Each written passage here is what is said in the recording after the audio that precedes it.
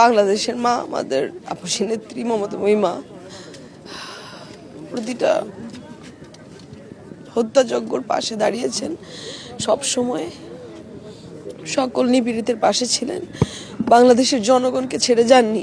বারবার শেষ পর্যন্ত বলেছেন, আমার কোনো ঠিকানা নেই, এই দেশই আমার ঠিকানা। বাংলাদেশকে ছেড়ে যাননি, আমাদেরকে ছেড়ে যাননি, বাংলাদেশের জনগণকে ছেড়ে যাননি। আল্লাহ আমাদের এই আপসীন নেত্রী, আমাদের মমতাময়ী মা, তাকে যেন বেহেশতের সর্বোচ্চ জায়গা দান করেন এবং তার পরিবার, তার সন্তান, একমাত্র সন্তান যিনি বেঁচে আছেন এখন, আমাদের ভারপ্রাপ্ত চেয়ারম্যান জনাব তারেক রহমান, তাকে এই শোক বইবার শক্তি দেন আল্লাহ। আমাদের আপামর জনগণ, 18 কোটি তার সন্তান যারা আমরা আছি, এই নেত্রীর জন্য দোয়া করে যাচ্ছি।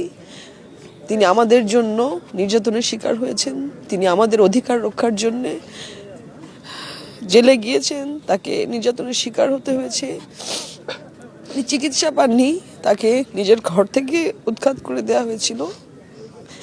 সন্তানদের ছেড়ে, পরিবার ছেড়ে তিনি আমাদের সাথে ছিলেন, আমাদের বাংলাদেশের জনগণের সাথে ছিলেন।